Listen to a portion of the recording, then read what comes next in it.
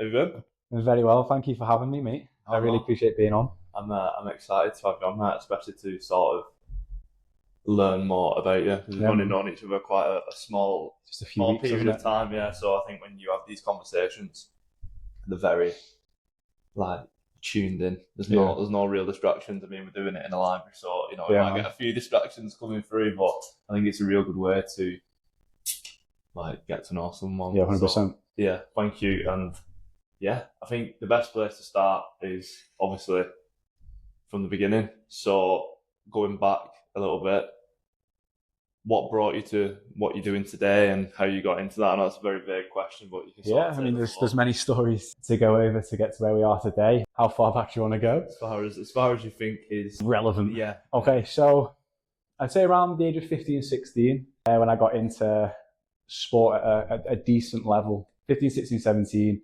my goal was to be in the Olympics through triathlon. Yeah. I was competing for Great Britain in my age group, and I'd always sort of see myself, right, playing football growing up, like I want to do sport. Yeah. I was half decent at this triathlon thing. I was taking it quite serious. Olympics is where I want to go because I always wanted to just be the best. Yeah. So I went down that journey, was doing very well. These injuries popped up, which threw me off. I had to go into different areas and go into personal training, and it was okay, I want to be a personal trainer. That's my career trajectory. Sport isn't there. And then when I was recovering from these injuries that had set me back so long, I was like, okay, maybe it's back on the card. I could do the Olympics, and then more injuries would come back.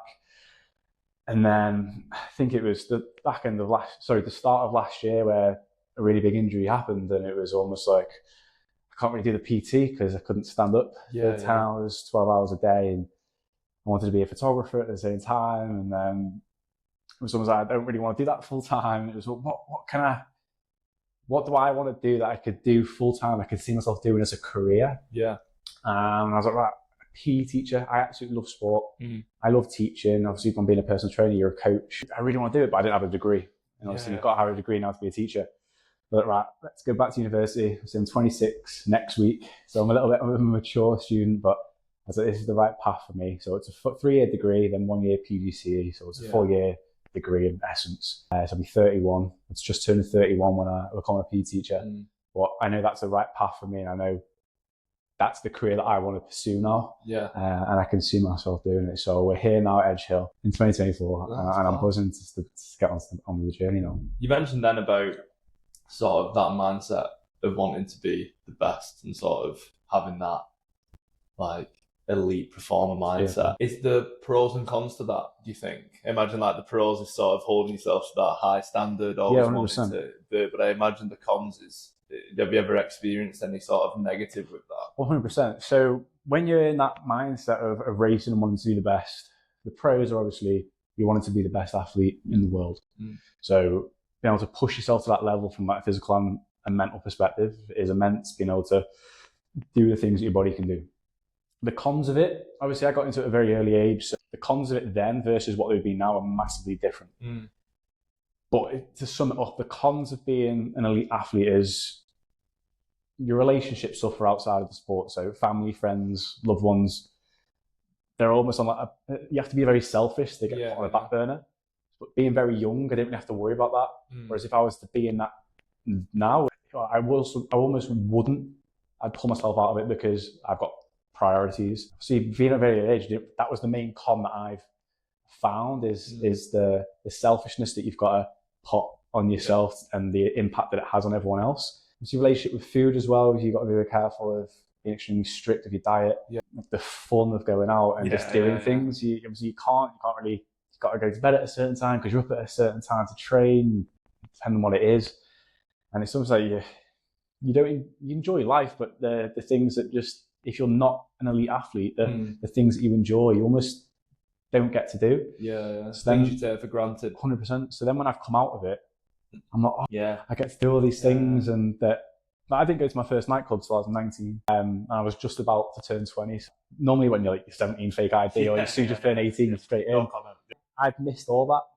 I'm not big going out now, but it's just an experience that I missed that. So I think the biggest con is not being able to enjoy yourself in that. Yeah. I'm not I say I do it all the time now, but it's being able to do it if I want to. 100%. Yeah. Because that's what I was gonna pick up on that. Is sort of, you mentioned you did this and was aiming for these, like the Olympics and things like this, but in like formative years. He was like 15, 16. So you've had that selfishness, and rightly so, to get to where you want to be. And then obviously injuries have come and things haven't panned out. Was there sort of a noticeable like transition from being like, I don't know how old you was, like you said, 19 there, to sort of thinking, oh shit, I'm sort of in the everyday real world now, and sort of not clutching them, but like getting them relationships back? Did you feel like it was a bit of you was on like a back step toward maybe everyone else in like the social capacity? Yeah, I get what you mean. Yeah. I'd say, especially, I live within my own little bubble. Yeah. So sometimes I'm quite naive to things. And I'd say it's only in the past like 2 years that I really think, all right, in the real world now, like professional sport isn't something that I'm going to pursue. Yeah. Like, my body just it can't handle it. It just breaks down. So I'd say when I was about 18 and a half, 19 was the point where I was like, right, I'm not going to be able to go to the Olympics. The injuries were just too bad.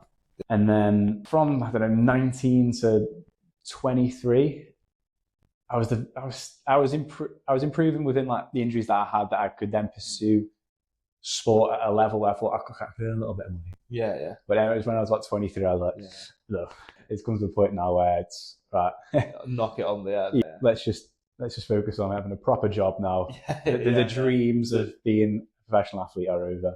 And how is that to, you've probably been in touching distance of them dreams more than other people, of being at that, like representing TV and things like that.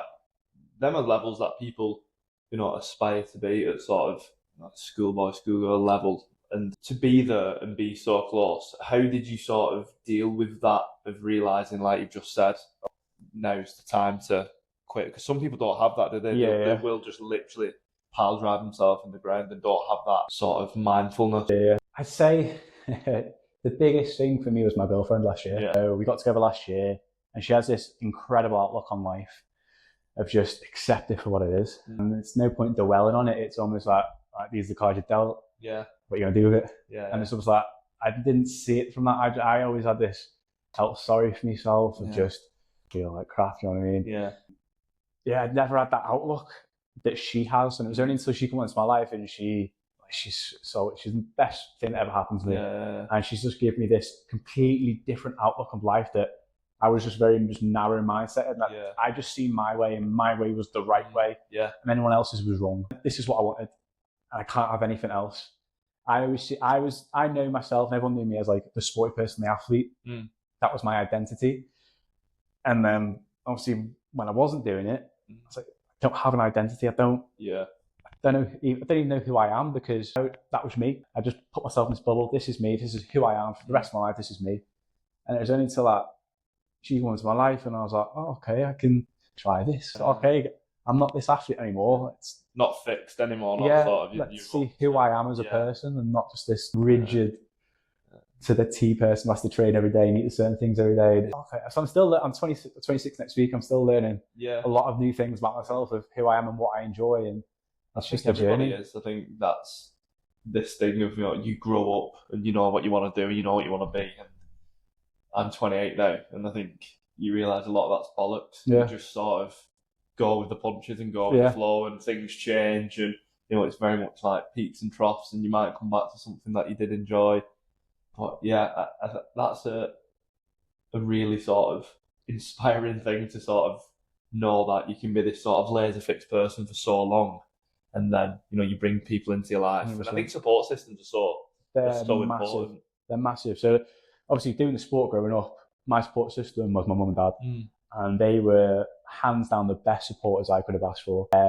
My dad used to drive across the country for like races. I'd have like races like down south. He'd drive me there, and he'd travel for work Monday to Friday. He'd be absolutely knackered coming home on a Friday. First thing Saturday morning, boom, we're driving to Bedford, and he's absolutely knackered. But that was the support they had, and I'm very lucky and very blessed that I had that. And if I didn't have that, I probably wouldn't have been able to pursue it. Yeah, they used to pay for my races like abroad, and they would travel with me, and My equipment, obviously, triathlon is not a cheap sport, the bikes and stuff. So yeah, so I was very, very lucky in a very nice place that I had that opportunity to be able to pursue it. But yeah, 100% support systems are absolutely everything to be able to achieve anything. And before we go into PT, and just because obviously I'd like to get your perspective on, you know, working in maybe more general areas. Triathlon wasn't the only sport, was it? That you saw that you got to quite a high level, and I think this story is fucking insane. It's nuts. So you're going to go into a bit about the Spartan. Yeah, so when I was a personal trainer, I had a client that wanted to do a Spartan race. Yeah. If people watching don't know what a Spartan race is, it's a Tough Mudder on steroids. Yeah. So there's 3 races that you can do. You can do a 5K, which I think is 5K trail running with 20 obstacles, 10K trail run with, I think it's 30 obstacles. Don't quote me on this, could be wrong. And then a half marathon trail run with 35, 40 obstacles. Could be completely wrong with how many obstacles there are, but there's a lot. It's something around that, isn't it? Obviously, you can do all 3 races all the same weekend if you want, or you can just do one if you want. Yeah. And she wanted to do the 10K, which is called the Super. So we travelled down to Birmingham because she wanted to do it. She didn't want to do it on her own, so I was like, I'll do it with you. It'll be a bit of fun. So we travelled down to Birmingham, did it. Wow, brilliant. I really enjoyed that. And then I got home and I was like, I'm going to book one for myself. I trained for it. And then I was like, when's the next one? So the next one was in London. I think it was in October. And we did it in the summer. So I've got a few months to train for it. And I want to do what's known as the trifecta, which is all 3 races in 2 days. So day 1 is the half marathon. Yeah. And then you sleep over. Day 2 in the morning is the 10K. And then you rest for a few hours. And in the afternoon it's the 5K. Which is fucking mad in itself. You're almost covering like a marathon distance of trail running with so many obstacles. It's horrific. So trained for that, did it, traveled down to London to do it. And I was like, after the weekend, brilliant, really enjoyed that. I might do another one next year.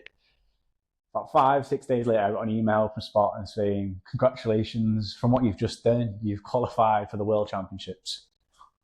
Didn't even know there was World Championships in Spartan. Yeah. And it was to represent your age group for Great Britain. Yeah. I was like, can I swear on it? Yeah. I was like, holy shit. Yeah. I didn't know you could compete for Great Britain in Spartan. I didn't know it was the World Championships. I didn't know that it was a higher level. Yeah. I knew you could do them in different countries. Like you could do anything in a different country, different race. I thought that was it. I didn't think anything of it. So I emailed back and I was like, sounds ace. When is it? Yeah. Because I was like, 100% I'm going to do it. And they're like, right, it's in like 4 weeks in Greece. I was like, oh, crap. Yeah, so I was like, right. So I was like, send me the details of like hotels and stuff and price. So I think collectively it was like 1,500 quid. And I think I had about 1,600 quid in my bank. And I was like, right, boom. Yeah. It made me broke. So I was like, right, I'm going to it. So I booked it. And then I got 4 weeks. I couldn't really train for it because I was recovering from the trifecta that I just did. Yeah. So I had to have like a week of just recovery. And then obviously I had to then have like 2 weeks of just maintenance. Then I had to go in a week of taper before I went. So I didn't have much to improve on. I didn't know what to expect. If the obstacles were going to be different, I didn't know the terrain. It was my second ever race. Yeah. So we went out there and you're competing with people who are sponsored by like Solomon and Hoka and Nike. And you're like, you throw yourself at the deep end. Obviously my background was triathlon, but this is a whole different ballgame. So you're standing on the start line with these guys who are shredded. And I was in good shape. This is next level. Yeah. Like absolutely shredded. I shouldn't have done this. Yeah. Should not have done this. Day 1, it was, so instead of doing it over the 2 days, this time, it was the World Championships, it's over 3 days. So day 1 was the 5K, day 2, 10K, and obviously they wanted to finish off with the hardest one. Day 3 was the half marathon. 100%. So day 1, we raced at like 1 in the afternoon. It's about 32, 33 degrees. And I'm half Welsh, so if it's 20 degrees or above, I'm fucked. So you're racing with no top on and stuff, and that day 1, I was like a real eye opener to like the standard that you were racing in. Like I think there was 30 to 40 people in my age group. I finished near the bottom. Like I was gone. Yeah. The heat, and obviously didn't know what to expect. Yeah. So day 2, I was like, right, okay, I know the standard that I need to push myself now. Yeah. And come day 2, the weather was a bit cooler. I think we raced at like 9 in the morning. I was like, okay, let's claw back some time now, because like at the end, the rankings are done off all your 3 collected times. So right, so I'm near the bottom here, so I need to claw myself back up. So day 2, I did really well. I finished like 18th, and I was like, right, I'm in the top 50% here. I've done very well. And then day 3, I was like, right, I just got to do as much as I can. But at the end of day 2, when we were out for dinner in the evening, it was we had an alert on our phone, like the weather warning, like thunderstorms. It was like the event not even go on. Yeah. I was like, I've travelled all the way to Greece, I'm not going to be able to do the actual event. Anyway, it did go ahead, and it was horrific. Like you're running up these mountains, you're slipping half it back down. Proper Spartan stuff. Oh yeah, it was like clay mountains, and you trail running shoes, you couldn't grip it, you just slam, and then the obstacles was ruining you. Got through it. I mean, it was the hardest thing I've ever done. My body was absolutely destroyed. And then in the end, I was like, I don't care if I finished last. Yeah. I don't care. Like, I did my best. And in the end, I managed to finish 18th in the world in my age group, my second ever race. Yeah. And I was like, I'll take that. Yeah, I'm very, very happy with that. So going into the winter, I was like, right, I'm going to train for this. And I'm like, next year, I want to see if I can win it. Yeah. Or if I don't win it, or if I can podium. Because some of those top guys were next level. So obviously that was in November 2022. So I was all right, planned all my training for the winter, planned the races that I was going to do going into the season. And then in February 2022, when I was doing a PT session, I was demonstrating a deadlift. I think it was 40 kilogram on the bar. It was nothing. And I slipped the disc. And then I was like, But I didn't know I slipped it at that point. So I hurt it. And then I was like, oh, I've got a weakness. So following week, I went on the lower back extension machine. So where the bar like goes across. Put it quite heavy, stupidly. First rep, pushed against it. Like an electric shock down my spine. I was like, I couldn't move. I was like lying on the floor. Again, didn't know what it was until I had a scan. But what I'd done, I'd split both my discs, and I'd had an annular tear on the ligaments attached into my right disc, which is about a 6 to 8 month recovery. And I was recovering until I went on holiday summer last year. Do you know the blow up and kayak, the inflatable kayaks that you get? Yeah. So when you deflate them, you can put them into like a backpack. Yeah. They weigh quite a bit. Yeah. So been kayaking in the beach, put it on my backpack, put it on my back, and as we were walking up like the sand dune, I misplaced my foot and I'd slipped my disc again. Wow. And then that was just a downhill trajectory from there. And still to this day, I'm knackered now. And so I slipped both discs again. And then I don't know if I tore the ligaments again. But because the scan says the exact same, I had a recent MRI again, and it says the exact same thing. So I don't know if it's just not recovered from the first time, or I did the exact same injury again. Yeah, we've seen an osteopath for over 12 months. The amount of rehab that I've had on it, scans, you can name it, I've had it done, and we're still at square one. So it's almost like I'm not going to be able to race again in running terms. Yeah. And so I've had to adapt my whole life, complete 180 degree of what I can do and what my body can do. And it's a bit crazy. But like you said, you have adapted, and I think we'll obviously get into that because such a massive injury, isn't it? And 100%. Obviously, like you've just give us examples of sort of the level of what you was competing at, what you was training at, and then to just 40 kilo deadlift and carrying like a paddleboard backpack up and just forgo that. How do you not just want to curl in a ball? How do you have the resilience to, you've changed, you can go into that, I won't sort of spoil it what you're doing now and the sort of training that you're doing now, but a lot of people would just be like, oh, fuck it, I'm now done. Like, I can't do this, can't do that, I'm just going to curl up and face it. What was it in your mind that didn't allow you to do that? I'm not gonna lie, I did. Yeah. I think you're human at the end of the day. As much mental resilience as you have, you do get. When it happened, I had to go on pain meds. So I was, I was up to my eyeballs on pain meds from the doctors. So I was on prescribed Zapane and naproxen. I was on like 2 to 4 times a day. I was in a real bad place with the pain I was in. Yeah. And I was on there for quite some time, like 3-4 months. I would be lying if I said for a good 1 to 2 weeks I didn't have I felt sorry for myself. I was in bed, couldn't really get out of bed, the amount of pain I was in. Yeah. I was like, what am I gonna do? I can't do my sport. Yeah. So I just got back into sport from 5 years of life-changing injury, and that's been taken away from me straight away. So right, but I can't do that. Okay, I'm a personal trainer, I'm self-employed. I can't work because I'm now in bed in agony. I can't go back to stand on my feet for 10, 12 hours doing a PT shift.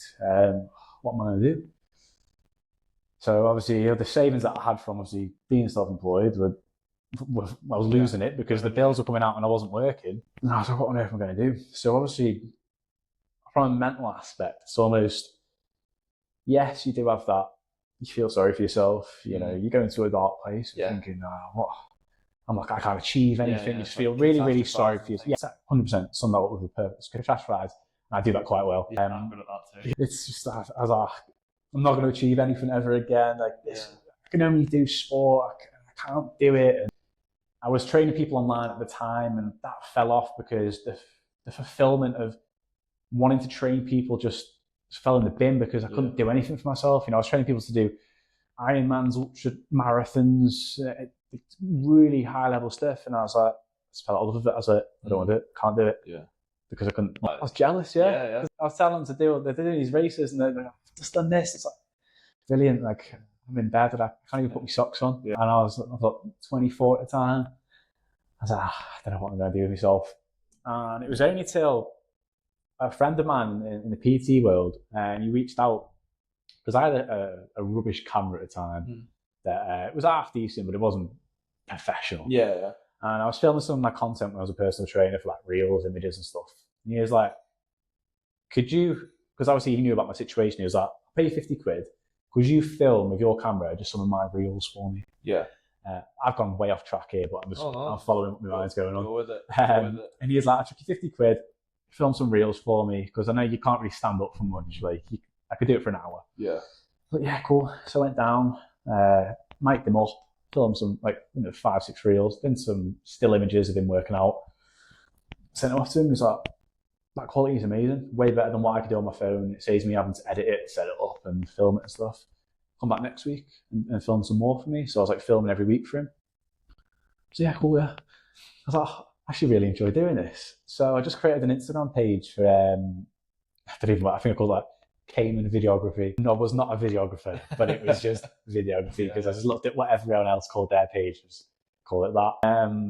And I was just posting like some of this stuff. So even if you scroll away to the bottom of my page now, you'll see the first shoot I did. It was just some of his, and then some images and reels of my girlfriend working out because I enjoy doing it. Yeah. And then some other PTs from another gym that I'd worked at previously, they were like, oh, could you do that one for me? I was like, yeah, I'll just charge you 50 quid, mate. And really enjoy doing it. I was like, I really enjoy this. And obviously doing that, I had to be on my feet for like an hour, 2 hours.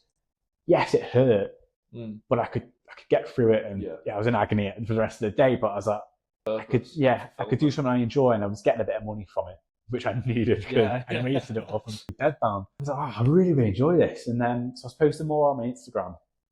And then probably being a personal trainer and doing online coaching, I knew how to market myself and just how to outreach and how to get customers through Instagram. It's just bombarding people with messages, but who fit that fit within your niche. Yeah. So I just followed personal trainers, gyms, nutritionists and stuff. And I was like, hey, I'm brand new into this. Because I'm brand new, I'm not an expert, I'm charging quite cheap for X, Y, and Z. Interested? I'd get a lot of no's or ignored, or they see the message, just wouldn't open it. But every now and then I get So I'd get about 2 to 3 shoots a week, which bring in 200 to 400 quid a week of just doing 2-hour shoots, 3-hour shoots.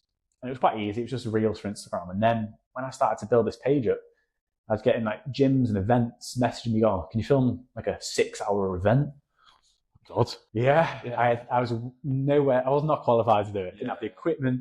I had to go and buy batteries so I could last 6 hours and all these memory cards and stuff. And I was YouTubing how to film X, Y, and Z and made so many mistakes. But when I'm doing this, it was almost like I was way in over my head, because when people were messaging me, can you do this? Loads of people were messaging me, oh, can you do this as well? Can you do this? And I was like, I haven't got a clue how to do any of this. Can you do images? I couldn't even take a picture in focus with this camera. I didn't know how to use settings. I didn't know anything. So I was learning as I was making mistakes. I was like, right, if you were like, oh, can you film me an event, or can you film a promotion video for me? Yeah. I don't know how. I think I was editing on my phone. I didn't know how to edit on my laptop. So my phone was just blowing up. It was just shutting down because of the storage that I had on it. It was a nightmare. It was an absolute nightmare. So I was like, right, this is taking off. It wasn't taking off as in full time, but it was taking off way more faster than I thought it would. A lot quicker. I was like, right, I've earned a bit of pot of some here that I've saved. Let's buy some new gear, which can make better content. So I invest into a professional setup. proper camera, proper lenses that I could do very, very well in if big brands, big companies reached out to me. And then posting more and more on Instagram, these bigger creators, brands, personal trainers, gyms are reaching out to me. You do these events, these promotional videos, we want adverts, we need these images to put on our adverts for our marketing and stuff. And I was like, yeah, brilliant. And then it just took up from there. And then before I knew it, I was doing this like full time. I was like, my God. Yeah. But again, it was self-employed work.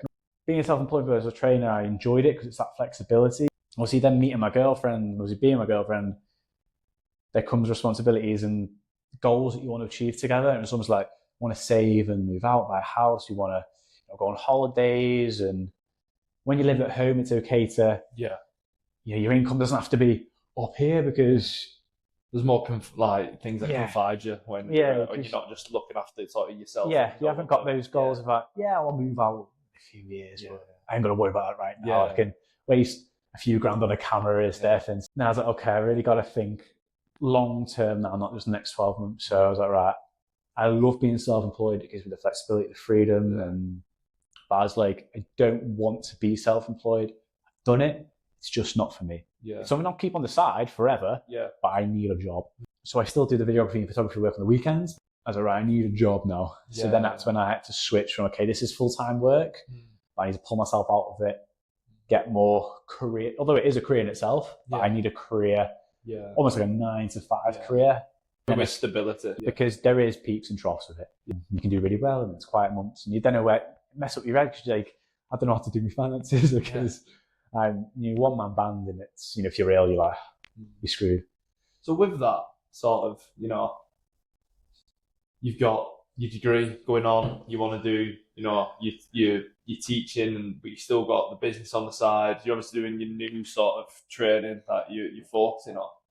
How do you manage that? What are sort of the things that keep you in check, keep you working towards your schedule and giving these bits of yourself to these different goals that you have? How do you manage that? Is there anything that you do in particular? So I'm someone that has to I spin a lot of plates. Yeah. And I have, just to keep my head functioning, I have to spin a lot of plates. Yeah. If you're like, obviously growing up, I had one goal only. But now I'm a bit older, so right, because it's not that serious of a goal, I have to be doing lots of different things just to keep my mind busy. I can't just do one thing. So just to keep myself going, it's almost like, right, I'm doing my degree to be a PE teacher, so I'm a full-time uni student. So that takes up the majority of my time. But then I love having my own business of doing photography and videography. So that's on my weekends. I love doing that on the weekends. Obviously, I'm a personal trainer in the gym as well, on casual hours. So I like having that as well in the week. When I'm not in uni, I can earn a bit of extra income if I'm not doing anything. But at the same time, I want to become a content creator where eventually I can earn a passive income from doing it. So I've also created my own content and film all my stuff and doing this over here. And then you've only got so many hours in a day. But I mean, I've gone off way track what you've just asked me, but I don't know is the answer. I don't know how. I haven't got an answer of how I do it all. It's just the way my mind works. It's just, I have a very good routine. I get up at 5:30 in the morning, travel straight to the gym. As soon as the gym opens, I'm in. Workout in. The hardest thing of the day is done. Do that, do my stretching, shower. Monday, Tuesday, Thursday, I'm in lectures, seminars, I'm in uni. Wednesday, Thursday, same thing, I'm in the gym. But then it might be, right, I've got to edit the content that I filmed, or I've got to do some assignment work, or I've got a shoot that I did on the weekend needs editing. So I crack on with that. And then I might have an hour or two in the evening where I just do my meal prep, relax, feet up. Start there again. Unstructured structure. Sounds like, very routine driven, but everything that you're saying, there's an element of passion in there as well. 100%. And that, from my own experience with that is super important. I think if you do stuff that you aren't aligned with and you're just doing it for the sake of doing it, which we've all done. I've definitely done that. You've sort of just done things to keep up with the Joneses and, it's the trend and it's this and that. But it always drops off. But as soon as you find things that you're passionate about, it's so easy, isn't it, to just have that fire and that desire to just do it. And you can just work as hard as you want to go at it. And I'm going to shout out to my girlfriend again on this. She's going to love this. It's the second mention. Pure brain. I am someone that will drill myself into the floor. Like, I don't even think about the word burnout. I've had it so much in my life because I will just go. and I won't stop, and then I'll hit burnout. I go, why am I so knackered and I've got no drive, or I need you to do it. And she does it to me all the time. She's like, you're working too hard. And before I'd met her, I'm like, you can't work too hard. There's people earning millions, billions of pounds, and like they work so hard. So I can work harder because I've got to do that. And it's like, yes, you can work hard, but you're 25, almost 26. You have time. Just take a breather, take a step back. You haven't got to achieve everything by next week. And she's always there. She's like, right, you're nearing knackering yourself out, and she can see it like that when it's happening. Every day she's like, just take a breather, because I'll be like so bump into it, and I won't breathe or eat or drink. If I'm just doing it, I'll do it, and I won't think about anything else. She's like, right, let's take a breather, come back to it tomorrow. And then I can't learn to do it. It's just like I need her there to that. She looks at me, she's right, stop now, because you're knackering yourself out. And because she can see that, it helps me, because then I can just she's right, I can just take a step back, breathe. Okay, she's right, I am a bit knackered now. Put the laptop down, so go again tomorrow. And how was that to learn to sort of relinquish that? Because I imagine as you wasn't a team athlete, was you? Was an individual athlete. Always been individual. There's a lot of pressure on yourself by yourself to compete at these higher standards and probably push yourself to them levels of, I've got to keep going until I feel like I can't. But then you bring in the support system, who's your girlfriend. How is it to step back and be like, yeah, she's right? Is that difficult initially? Like, fucking no, I'm going to just keep going because I've done this for as long as I can remember. And then sort of navigating these new relationships of, being like, in fact, I've got to put my, not ego aside, but like put my mindset aside of what I've built for years and be like, here you go. You can take some of this responsibility. I mean, initially, I think she'll say this herself, the first few months, I was very against it, as in I won't burn out. I know what I'm doing. I've done this for years. And it was only until after it took a while, because obviously I was ingrained into this way. I had to learn a new way, and I was like, she's going to love this again. I'm like, yeah, she's right. What she's saying is right and is right. I've got to learn now to know when I'm getting to the point of burnout and when I'm pushing myself too hard. And obviously as you get older, you have to take a step back a little bit. You can't push yourself as hard as you can. And it can go with training as well, not just working on a laptop. Both go hand in hand. And I was very didn't believe it at first when she first started to see it, when she said it. But now it's almost like, she is right on that one. I have to hold my hands up and go, So you mentioned there about it not just being about work and, like being on a laptop, it's also training and things like that. With the injury and adapting to this new lifestyle in a way, what are like the habits and things that you've had to create to navigate this? Like you're in pain quite a lot. You've got this elite mindset, which you can see just talking to you. What have you had to sort of develop in sort of habit and routine to not go over that mark and cause yourself, injury? Which I imagine it's probably a fine line, because 100% you're so keen to get back to that level. But now you've got this very life-changing thing that you're dealing with every day.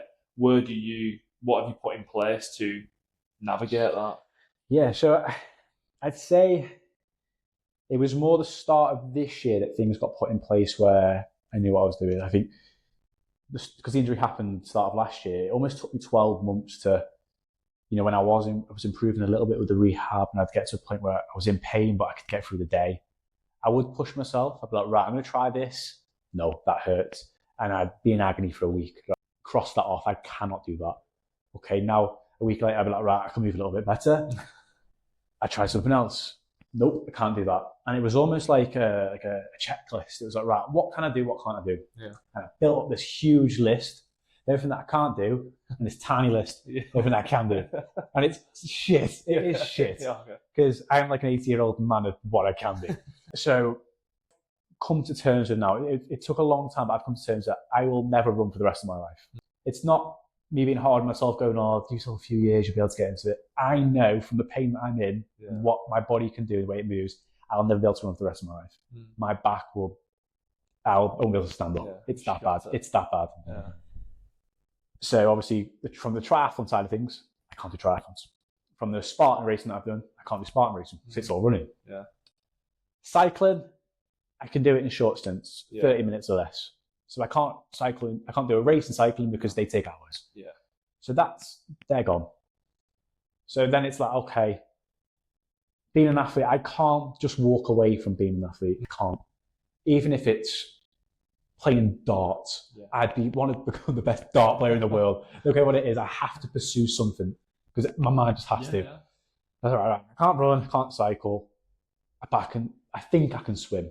Went to a local pool, tried it out. It was on my list, but I hadn't tried it yet. I was like, let's try swimming.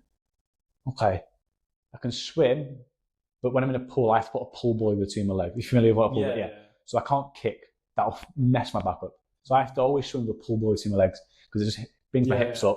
So it's all my upper body that I swim with. Okay, I can do that. I'm not bothered about putting that between my legs. Cool. That's on my list. I can swim. Okay, so I can't race in a pool swim because you have to kick. You have to use your legs. You can't use a pool buoy when you're swimming. The cum will last 5 minutes. Okay, so I can do this. What can I do then from the swimming side of things? Racing. Then I have to use my legs. Okay, being a triathlete, I always raced open water. You have a wetsuit on, you swim in lakes, swimming in seas, open waters. Okay, you don't really have to kick because the wetsuit keeps you buoyant. Kick every now and then, which I can do. It's not constant. Yeah, but I just won't kick as much because it hurts. Brilliant. Okay, I'll do that. I could put a wetsuit on, I could swim open water.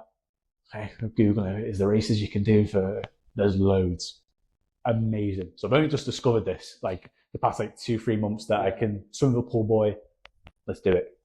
So mindset wise now, I've got something to focus on. I have a sport that I can do. Yes, I love gym training, but it's not a sport to me. I can't compete in gym training. I'm not a bodybuilder. There's nothing for me to compete in. So I can do open water swimming. So going into 2025, I've got a lot of time now to prepare to be an open water swimmer. So I don't like doing things by half, which is annoying when I'm spinning a lot of plates. I don't have a lot of time. Yeah. But I want to just do the hardest thing that there is in open water swimming. So what's the hardest thing you can do? It's a race. So it's a marathon swim. So it's equivalent of like when you're running a marathon, it's 26 miles, but for open water swimming, it's 6 miles. Yeah. So it's a 10-kilometer swim. It'll take me about 3 to 4 hours. So that's what I'm training for now. And I have that. I can swim in a pool, pull buoys in my legs, and then when the weather goes nice, I can go out in the open water and I can do that. So brilliant. I have something to focus on now. So I do that a few times a week and swim. So then now my training has to match that. My training in the gym, people see me, I do the same things 4 times a week. Yeah. Every week I do the same things because there's only so many things that I can do. Yeah. And it's calisthenics training. Yeah. It's dips, chin-ups, normal pull-ups, hurt my back. I don't know how, because I can do chin-ups. So I have to do neutral grip pull-ups and my hands are this way. Yeah. So dips, neutral grip pull-ups, chin-ups, body weight squats, body weight lunges, some back extensions, and then I can do as much work on the cables of my shoulders and my arms as much as I can. And then it's just a lot of yoga, mobility and stretching. So my morning would look like a workout, followed by a stretch.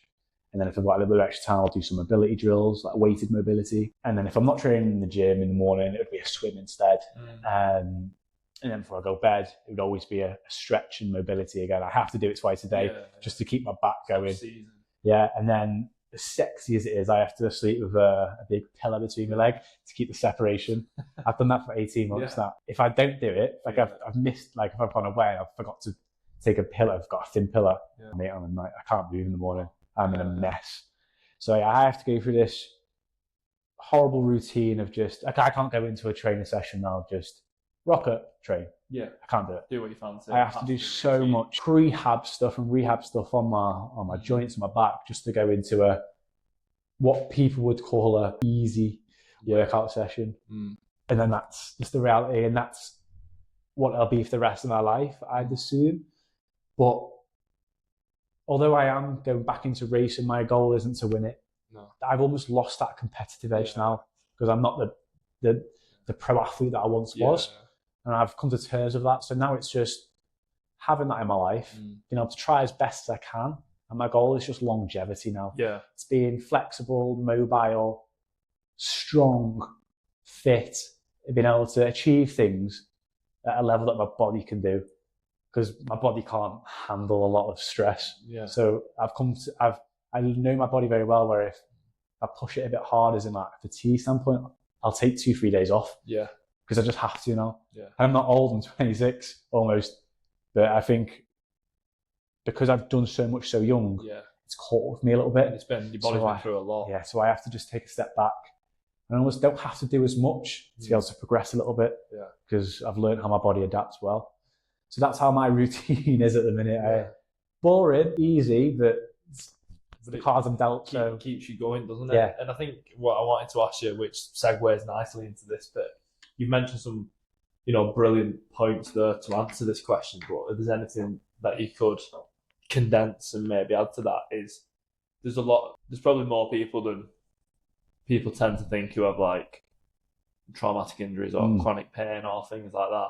What would your advice be to them people, who don't necessarily have the mindset of the resilience, to get them back doing something they enjoy? 100%. Is there any sort of like top 5 things that you'd be like, you just mentioned there, but doing what you can do, things like that? Yeah, I think this definitely happened to me. It probably happens to everyone.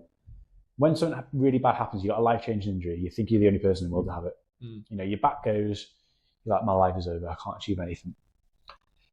But then if you go to the other side of the spectrum, there's someone that might have had a car crash this morning that's lost both their legs and both their arms at the worst case scenario. Yeah. Their life is way worse now from their injuries than what yours currently is. So I've always seen it from like a mental aspect, right? Although I'm feeling sorry for myself, it's just snap out of it because there's someone worse off. Yes, you've got a bad back, but they would give anything to be where you are. So that helps a little bit. Then you've got, okay, no one knows I'm feeling that. No one's back is as bad as mine. But there is. There is. So there's people that I found on Instagram where they've had the same injury, similar injuries to myself. No, I'm not. They're now coaches, and they have programs where they have gone through what they've gone through, and then they've sort of helped off an expert who've done this, and then they've learned X, Y, and Z that's helped them, and then they make videos of try X, Y, and Z to improve X, Y, and Z. So there's so much online, obviously a lot of crap, but if you find a reliable person that's been through what you've been through, they've had a similar injury, just message them. They could, like I've messaged people from America who are coaches and stuff, and they said, yeah, mate, try X, Y, and Z. Or I bought a program off them for a couple of quid. And I've implemented that. And, 10 things didn't work, but one thing did. Right, I'll take that one thing and I'll try it. I might buy a different program for tenner. I'll take one thing out of that, and 99% of it doesn't work. I've just done that, and I've found people. You've got to reach out because you've got to realise that you're not the only person that's got the injury. I mean, if you are, it's very unfortunate, but there's going to be people out there that have had what you've had, been through what you've been through. They've worn the t-shirt, they've overcome their journey. They will have it somewhere online where there will be a coach that specialises in it. Even if you have to save up and invest, I don't know, even if it was mad, like $1,000 into a one-to-one coach that could take you through not being able to move your back to moving it again. Do it. Because if the best thing when I was a personal trainer, it was like, although personal trainers are expensive, the way I'd phrase the pricing is, yes, it is expensive, but what's the price of not doing it? $1,000. Okay, in 6 months, you could be back functioning, almost pain-free. Quality of life or improved. Would you rather have $1,000? So in 6 months, you could be better, or 6 months, you could have $1,000 in the bank. What you can't use because you're what would you prefer? Because you're in pain. What would you want? Quality of life. So I'd always say invest into rehabilitation, into a place where you could get yourself, I'm not saying get better, because I can't get better, but get to a place where you can function. But the biggest thing for me was there's someone in a worse situation. And that just snaps me out of it. Because you always think, you're always sorry for yourself. You're like, why has this happened to me? And then and it's easily done, and it's one of those, like, your worst problem is your worst problem. And sometimes it's hard to, with the fact that people do have worse situations than you, but when you have that awareness that is true, it does help sort of. And you have distractions as well, is a good thing. So I'm a very introverted person, so my whole life I've kept myself to myself. If I'm doing work on laptop, I'll do it in my room, I'll do it in my spare room. So now that I've become aware that getting out and socialising, and I know for me, if I am having a few days where I'm in pain, I'm feeling sorry for myself, then I'm in my own head and I'm on my own, be worse. Go to a coffee shop, I'll do some work. If I just put one headphone in and I could talk to someone there, it completely distracts me. So for, a good 6 to 8 hours, I forget about the pain because I'm doing something in the environment. Or if I go to see a friend and have a coffee or something, it distracts me. So being social as well, it doesn't make sense that being social will distract from pain. It does, because you come so isolated in this bubble that you've put yourself in. Prison for yourself. Yeah. It's like, just get yourself out of it. Although it's probably the last thing that you want to do, just go to a coffee shop, go see a friend, or go and, I don't know, go to a yoga class if you can do yoga, if your injury allows you to. Yeah. Just around people. We're social beings, and I think this is a topic that if you get me started on, I won't shut up on. This is a different podcast altogether. Fucking hate phones. I hate technology. Although I rely on it for half my work. I hate it. Yeah. Because I'm so... It's very impersonal. Don't have any of this. And this is what I was saying when we first got started. Like, you have these switched in conversations, and they're so rare these days. Yeah. Like, you really connect with people. Like, when I've done it with people I've never met, and you're like, even on a laptop, like when you do it through like Riverside or Zoom, and you speak to someone for 50 minutes, uninterrupted, no distractions. It's so different, and you're just buzzing after it. 100%. Like, because you've had that human interaction. Yeah, it's what we're designed for, to interact with each other. We're social beings, and I think that's another element of it. Just be out, be social, and it distracts you, and you feel better for it because it's what you're meant to do. And you find a support system. If you find the correct community, you find then people you can, not burden's probably the wrong word, but you can release some of your issues that you have and try and get advice. But when you're, just in that vicious circle, that cyclical thing of just, this is happening to me, I'm doing this, and I'm like this. I felt that with my mental health and stuff like that when I was like on antidepressants and stuff. I didn't feel like I could talk to anyone, and the best thing that I did was talk to someone. 100%. And it felt like, that weight on your chest was just not fully lifted. It's still there to this day, and I can feel when it's getting heavier. But like, it just takes that pressure off. You're like, I can breathe, I can move a bit more. Yeah. And it's so important. And I'm buzzing that you've mentioned it, because it's very, very overlooked, I think. Massively. Yeah, it's crucial. It's crucial. Yeah. Just keep yourself functioning. Yeah. So moving on from that, there's 2 questions that I always finish with. Yeah. So first one is 3 habits that you do or have done that you would recommend to, just the everyday person from your experience. What would them 3 be? Okay, so number 1, I mean, a lot of gurus will say this, but it's something that I can back up. Get up early and do the hardest task of the day first. Yeah. Even if you don't even like going to the gym and it's not a workout, it could be, I don't know, the hardest thing in your day. It could be, I don't know, doing the wash. I don't know what it is. The hardest task that you've got in the day, do it first. Yeah. Because you've got to do it. Yeah. And if you're going to do it late at night when you're knackered after a full day of work and you've got a family, or you've got to do meal prep, you've got to do X, Y, and Z, you ain't going to do it. Yeah. Or if you are going to do it, it's going to be at half the effort, and it's not going to be the standard you want to do to be able to progress. It's even more of a bigger task. It is. Yeah. So if most people, it's going to be going to the gym for a lot of people. Get up early, because I know most people, they work a lot of hours and the excuse is, I don't have time. Yeah. Everyone has time. Yeah. Get up early, do something. It hasn't got to be spend an hour in the gym. Yeah. And I'm going to answer the question, but I've got to elaborate on this. Even if, so part of the routine is, let's say you slept in, but you still had a bit of time. I've got a thing. So I get up at 5:30, get in the gym for 7, and I do a 45-minute workout. Yeah. That's my hard. But let's say, for example, I woke up late, or for whatever reason, I couldn't get that 45-minute session in, and I had to do something at home. I would put a timer on for 10 minutes. I do as many lunges, as many squats, as many press-ups as I could in 10 minutes, as much as I can. I do 10, 10, 10, 10, 10, 10, and I wouldn't stop for as much as I can for 10 minutes. And that's my hard. That's my... You've still ticked it off. Yeah. If I can get everything in that 45-minute gym session, perfect. But if I can't, that's my non-negotiable lowest effort. Yeah. I've got the workout in. That helps my mind. I've done that. That's the hardest thing. So getting up early is my first thing that I'd recommend to everyone. Number 2, and this is probably pulling on being a personal trainer, is diet. Yeah. Right, there's the birth that's been waiting for a while. Is diet. And I know people are, I don't like eating healthy. What you put into your body absolutely matters. Yes, some foods cost more, and I know that can be a rationale for why people don't want to eat healthy, whatever it is. What you put into your body massively affects this, massively affects how you function in that. And I draw on that more now that I can't do much, because I have to look after my body even more, because I can't burn off the calories if I go and eat a lot. So the quality of the food that you put into your body massively affects. I'm not talking about, I have to eat 5 a day every single day, but whole foods, less processed shit. 100%. So getting up early, your diet, and number 3. Everyone struggles with 3. The third one, everyone's like, what's my third? A routine. A third one.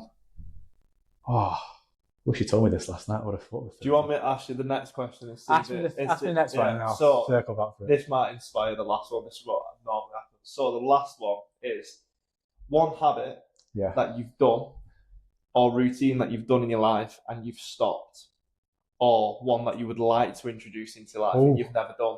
What would it be and why? Could it be a silly one, like a stupid habit? It could be quite a funny story. So when I get anxious, I bite my fingernails. Right. And last year, I don't know what I was doing. I think it was that late at night. I was gaming. Yeah. Siege. Yeah. And I bit my nail and I chipped my tooth. So I've got a massive chip in the front of my tooth now because I bit my nail. That was a horrible habit. And because of that, I stopped doing it. Yeah. I feel like it's a terrible habit to give you. That was just an extra one. I've got to give you a different one. A different habit, or a habit that I want to introduce. I'd say breath work. Wow. Yeah. So because I'm obviously massive on my stretching, my yoga, my mobility. Obviously, when you're doing that and you look into it, obviously the next part that ties in is breath work. Yeah. And obviously the benefits that come with that. Now, I'm not someone that can't sit there and breathe because my mind will. Yeah. I can't do it.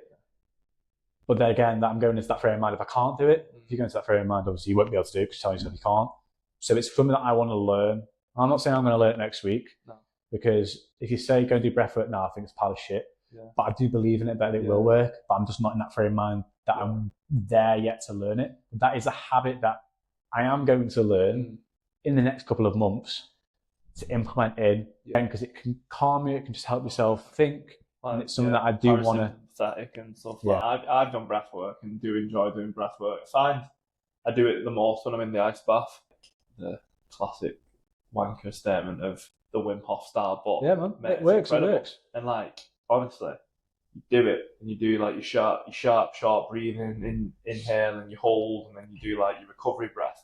Do 3 cycles of that in the ice and you get out, and mate, you are tripping balls. You are in a completely different state that I can only express through doing breath work. So it is massive, and I know people think it's hippy dippy bullshit, but it's so good and it's brilliant. And the studies that are into it about it limiting stress and what it does for oxygenating the body. Yeah, that's a cool one. And I feel like you made a good point there. Obviously, you're saying it helps your stress and just clear of mind, and there's studies done on it. And there's a lot of people that are against ice bath and breath work. It doesn't work. It's a load of crap. It's just the next trend that people want to sell you a course. It's we've come to a stage now where if something works for an individual and they want to share that, brilliant. Yeah. But there's these millions of them online nah, it's a load of crap, it's a load of shit, doesn't work. It's so what? If something works for an individual and they get a massive positive impact out of it, and they want to share that with others because it helps them, even if there wasn't studies on it, which there is, and it does work, even if there wasn't, and you're the only person in the world that had tried it, and then you shared it and it helped one person out of the 7 billion there is. That's massive. That's what matters. But there's so many people nowadays that want to, it's a load of shit, fuck ice baths, you haven't got to do breath work, you haven't got to do X, Y, and Z. It's it shits on why are you putting your opinion in? Narratives, doesn't it?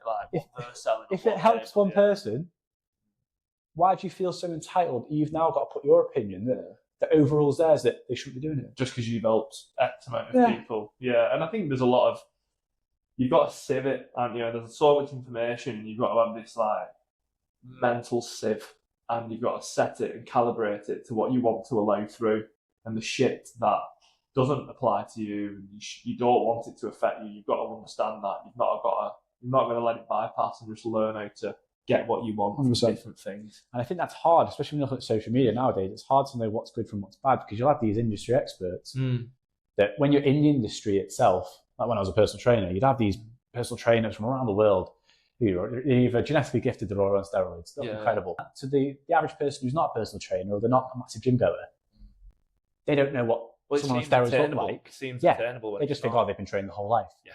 So anything that comes out of their mouth, it's got to be right, because look at them. But when you're in the industry, and this goes for any industry, and you know the actual facts of what's going on behind the scenes, like what they're talking about is a load of pile of shit. Yeah. They're telling you false information because they want a bit of this out of your pocket. Yeah.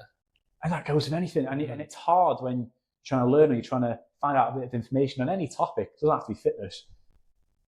Industry experts will feed you what you want to hear to get a bit of this out of you. So you'll believe it. It doesn't work. You just back to square one going, I don't know what to believe now because I just believe this person with 5 million followers and look at them and they're this expert and they were wrong, but it didn't work for me. So how is someone who's got 1,000 followers who's you become, what's the word I'm looking for? You become sort of you don't trust people. Like if someone with, like I said, 5 million followers has sold you a fucking bomb course or some bomb information, well, why would I then believe someone with 1,000? And it's this sort of do and don't in it of social media. And it's funny because I've got a social media psychologist coming on in a couple of weeks, so I'm super interested to see what we can get. A lot of insight into that. Because man, I think you're absolutely bang on with what you've just said, and people have just got to trust themselves and not become too disheartened by charlatans knocking around. Yeah, and I think it is hard to just know what's good from the bad from social media, because you'll have, like you say, these people that are experts that'll say anything to get the money out of you. Yeah. But because they've got a lot of money and a lot of following, they'll have they'll have a videographer with them, they'll have a graphic designer, so everything looks legit and perfect. Yeah. And you know what to believe. There's very few who don't sell the soul. 100%. Yeah. That's a topic for a different That's a different podcast. Your third, have you got? Have you got anything? I still Grace for telling you about me biting my fingernails. I thought about your third habit. That is one. Plan out your day. Yeah. Plan out your day. Was it fail to prepare, prepare to fail? Is that how it goes? Like I know what's going on from the minute I wake up to the minute I go to bed. I mean, you don't have to be that rigid, but at least know what's going on in your day and how you're going to fit the task screen. If you've got a family, make sure you've put in some family time. If you've got your work time, training here. You might have your meal prep on a Sunday evening, a Wednesday evening. Plan out your week, plan out your day. And I think by doing that, it takes a lot of stress off. Yeah. You have to be like, I can function and I've got this here, I've got this here. It's not, I've got so much to do and I've only got 4 hours to do it, and I've got to put the kids up and I've got a meal prep and you've got this aid then that's taking that out of your mind and it's already done. Well, I know I've got this at this time tomorrow because I've seen it in my diary. I don't even think about it and remember it up here. It's like journaling and getting it out. So my 3 routines and habits are get up early, do the hard thing, eat well, and plan your day. And that's probably what most people will say, but it works. The basics work. That's why they're the basics. Show people that as much as we are all different, we have all individual needs and problems, we are very similar. And, to reassure people that a lot of people who do, like I said, been to like elite athlete levels, business owners, all these different aspects of everyday people who do, busy lives and high performance things, that it looks like the majority of what pretty much everyone else does, it's just done in a way that is more channeled, focused. So thank you very much, mate. Thank you for having me on. Let people know where they can find you on like socials and stuff. I thought you were saying person. Give me a dress up. Okay, so I have obviously my business page, which is KSM_media. What's my personal page? I'll put it in. Kamen Fitness. There you go. There we go. They're my 2 Instagrams. So if you need photography, videography, it's KSM_media. Yeah. And personal is Kamen. I'll put them all in the description. Thank you very much. Thanks so much, mate. Thanks for being so open and taking the time. Not a problem. I appreciate it. Thank you for your time as well. Nice one, mate.